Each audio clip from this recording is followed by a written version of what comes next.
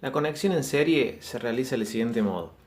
En este caso observamos una lámpara, que puede ser como en este caso una lámpara de las tradicionales, o puede ser también una lámpara LED. La cuestión es que estos elementos de iluminación, por ejemplo, tienen dos bornes de conexión.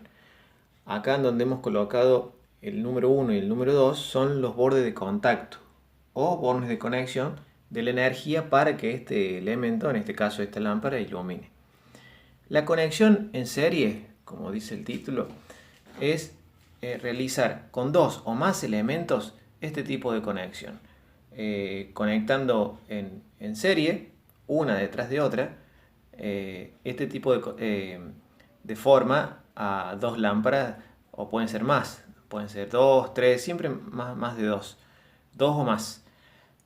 Si nosotros quisiéramos continuar acá la conexión a una tercera lámpara, se repetiría la conexión. Este borne que sale de acá iría al borne número 1 de la siguiente lámpara, y del borne número 2 saldría nuestro segundo borne, eh, digamos, global, debido a que cuando nosotros hacemos esta conexión en serie me quedan dos bornes disponibles para la conexión, como teníamos antes cuando era una sola lámpara. En este caso, bueno, en símbolos, la representación sería la siguiente, en forma de resistencia, en símbolos de resistencias. Dos resistencias conectadas en series, quedándonos los dos bornes disponibles. ¿Qué vamos a hacer con esos dos bornes disponibles que nos quedan? Lo vemos a continuación. Ya hemos o conocemos que una resistencia por sí misma tiene un valor de resistencia, que se simboliza con la letra de ohm, o sea, se mide en ohm el valor de una resistencia. Cuando yo tengo dos o más resistencias conectadas en serie, la totalidad de estas resistencias tiene un valor en ohm, que llamamos resistencia total o R total. En un circuito serie, la resistencia total es la suma de la cantidad de resistencias que tenga el circuito. En este caso, 2. Nuestra R total o valor total de resistencia va a ser la suma R1 más R2. Si llegara a tener más resistencias, se agregan la cantidad de resistencias o se suman la cantidad de resistencias que tiene el circuito.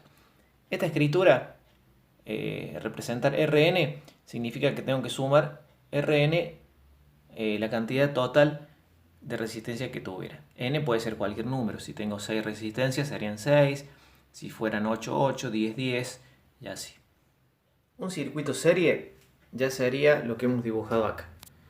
En este caso hemos empleado dos resistencias conectadas en serie, como vimos hace un momento, conexión en serie, pero ya le hemos agregado una fuente y un interruptor. Esto ya se pasa a llamar un circuito serie. Al cerrar el interruptor S que hemos colocado en el circuito, como hemos visto en circuitos simples, empieza a ocurrir lo que se llama la circulación de corriente por el circuito. En este caso la hemos señalado con la letra I, una flecha que está saliendo del positivo de nuestra fuente de energía, circula por los conductores, traspasa o pasa por ambas resistencias porque están en serie, en una sola línea, y la corriente retorna a la batería. Algo muy importante para tener en cuenta es lo siguiente. Cuando por un conductor circula una corriente y pasa por una resistencia, se produce en esta resistencia lo que llamamos un voltaje, o también se lo suele llamar caída de tensión. En lugar de representarlos como lo veníamos haciendo con la ley de Ohm con la letra E, una caída de tensión se representa con la letra B. Y es el voltaje que está en los bornes de esa resistencia, en los puntos de conexión de esa resistencia. Estas líneas en verde dibujadas acá se llaman cota. Estamos acotando o indicando que el voltaje que tiene esa resistencia, producida por la corriente que está circulando por ella, tiene el valor B. El cálculo sería de este modo. Por ley de Ohm sabemos que un voltaje es igual a una corriente por una resistencia. En este caso, la corriente que está circulando por la resistencia que estamos considerando. Cuando tenemos que por un circuito ya está circulando una corriente al cerrar el interruptor, dijimos que al circular una corriente por una resistencia genera un voltaje en ella. En este caso, como tenemos dos resistencias, en cada una de ellas se va a producir una caída de voltaje en sus extremos. Los vamos a indicar esos voltajes con el mismo subíndice o número de referencia que tiene la resistencia. Si en este lugar tenemos la resistencia 1, en sus bornes vamos a tener la caída de tensión 1.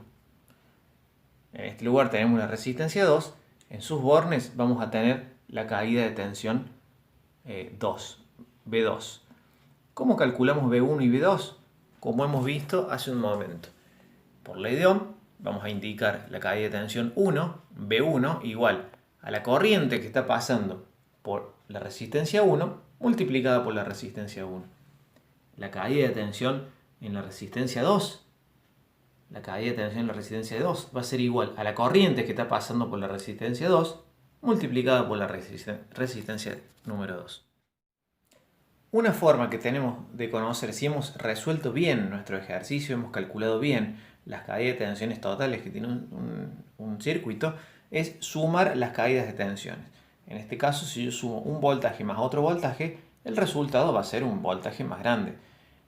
En este caso, sumar las caídas de tensiones significa que me tiene que dar el valor que tiene la fuente.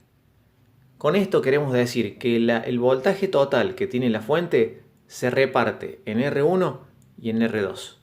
Por ende, la suma de ambas siempre tiene que ser igual a la fuente de alimentación.